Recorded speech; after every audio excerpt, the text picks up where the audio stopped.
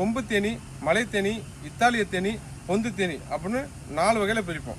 இந்த 4 வகையில் பார்த்தீங்கன்னாக்கா கொம்பு தேனிங்கிறது ஓப்பன் சன்லைட் படக்கூடிய ஏரியாவில் இருக்கிறது கொம்பு தேனி சொல்லுவாங்க. மலை தேனி பெரிய பெரிய பாறைகளில் இருக்கக்கூடியது மலை தேனின்னு சொல்லுவாங்க. அது உருவத்தில் கொஞ்சம் பெருசாக இருக்கும்.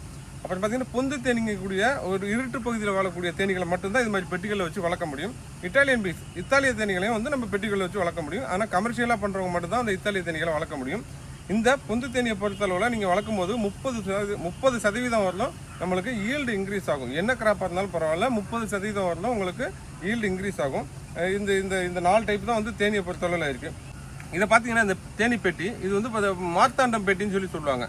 இந்த மார்த்தாண்டம் பெட்டியை நீங்கள் இப்போ ஓப்பன் பண்ண போகிறீங்க அப்படின்னாக்கா எப்போதுமே இந்த என்ட்ரன்ஸ் பகுதியில் நிற்கக்கூடாது. இது வந்து தேன் குழவி வெளியில் வந்து போகிறதுக்கு உண்டான என்ட்ரன்ஸ் பகுதி. இந்த என்ட்ரன்ஸ் பகுதியில் நின்று நீங்கள் எப்போவுமே ஓப்பன் பண்ணக்கூடாது.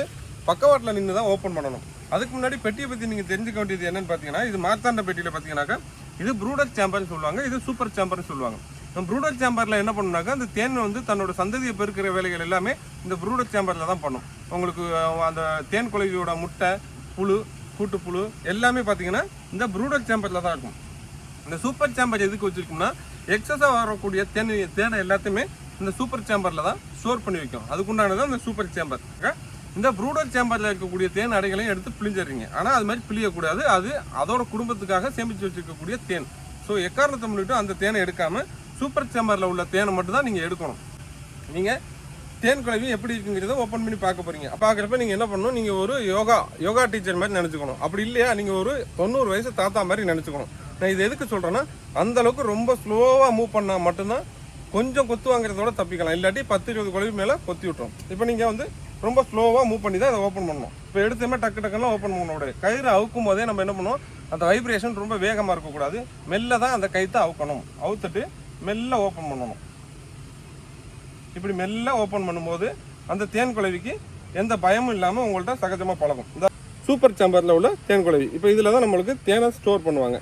இதுக்கு கீழே உள்ளே இருக்குது பார்த்தீங்களா, இங்கே உள்ள கம்மி இந்த உள்ளே இருக்குது பார்த்தீங்களா, உள்ளே இருக்கிறது எல்லாமே ப்ரூடர் சேம்பர். அதில் பார்த்தீங்கன்னாக்கா ராணி தேனி வந்து அந்த ப்ரூடர் சேம்பரில் தான் இருப்பாங்க.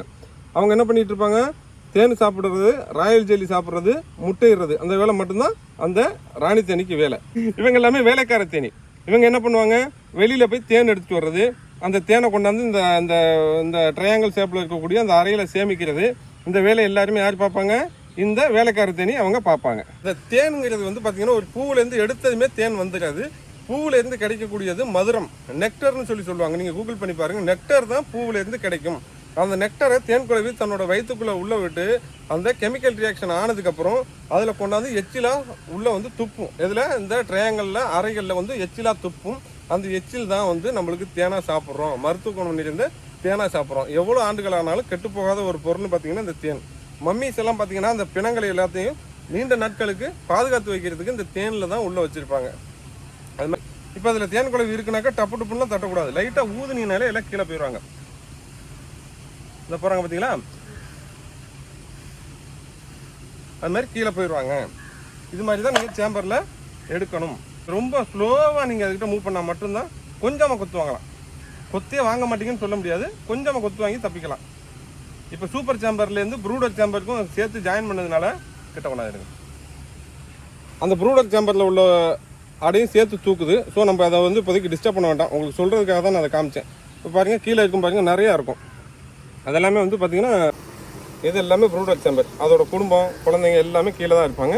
மேலே வந்து அந்த முட்டையிடுற வேலையோ அல்லது இந்த கூட்டுப்புழு பருவம் எதுவுமே மேலே இருக்காது. பாருங்கள், எல்லாமே பிளெயினாக தான் இருக்கும். இப்போ எதுக்கு ரெடியாக இருக்குனாக்கா இதில் தேனை சேமிக்கிறதுக்கு இந்த அடை எல்லாமே தயாரான நிலையில் இருக்குன்னு அர்த்தம். நீங்கள் க்ளோஸ் பண்ணிடலாம். க்ளோஸ் பண்ணிவிட்டு இதில் நீங்கள் திறக்கிறதுக்கு முன்னாடி இப்படி பம்ப் பண்ணும்போது அந்த புகை என்ன பண்ணுவோம், அந்த தேனீக்கள் எல்லாத்தையும் கொஞ்சம் லைட்டாக மயக்கமடைய வைக்கும். மயக்கமடைய வைக்கும்போது வந்து பார்த்திங்கன்னா கொத்தக்கூடிய தன்மை கொஞ்சம் குறையும். இப்போ தேனி எப்படி எடுக்கிறதுன்னு பார்ப்போம்.